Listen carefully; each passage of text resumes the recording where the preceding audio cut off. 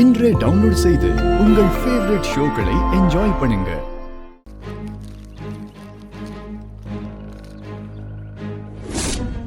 கருப்பா, ஏன்பா இவங்களை இப்படி சோதிக்கிற? ஐயா, சிகப்பு பூ வந்திருக்கு.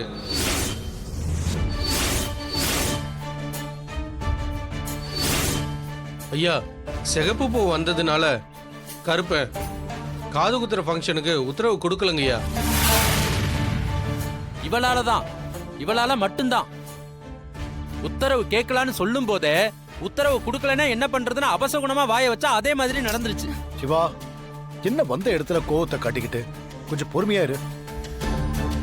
நான் யதார்த்தத்தை சொன்னேன், அதுக்கே மேல கோவப்பட்டா எப்படி? கொஞ்சம் இருங்க.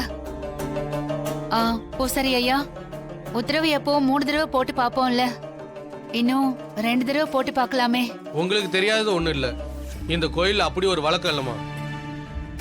இல்ல பூசாரிங்க ஐயா, ஜானகி சொல்றதும் சரிதான். உத்தரவு 3 முறை கேட்கறது தான் வழக்கம். நீங்க போட்டு பாருங்களேன். சரிங்கம்மா, பெரியவங்க நீங்களே சொல்லிட்டீங்க, போட்டு பார்க்கலாமா?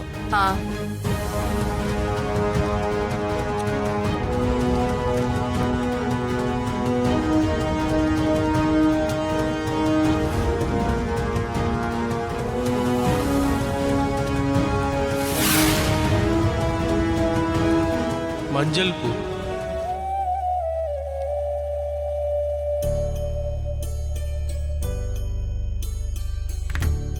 பாத்தீங்களா, கருப்பு உத்தரவு கொடுத்துருச்சு. நீங்க திரும்பவும் போட்டு பாருங்க.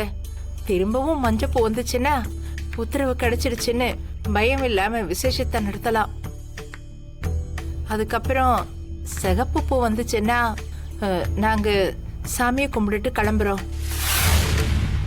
அதுக்கப்புறம் இன்னொரு நாள் வந்து நம்ம கருப்பு கிட்ட உத்தரவு கேட்டு விசேஷத்தை செய்வோம்.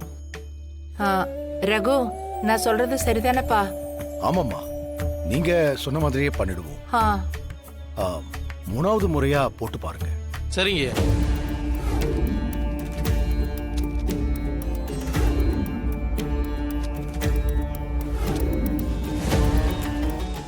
அம்மா, உத்தரவு கிடைச்சிருச்சுமா. அம்மா, நீங்க சொன்ன மாதிரி மஞ்சள் பூவே வந்துருச்சுமா. சொன்ன மாதிரி நல்ல முறையில விசேஷத்தை நல்லபடியா நடத்திடலாமா?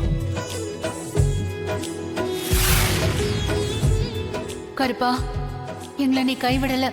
இது போதும்பா, இது போதும்.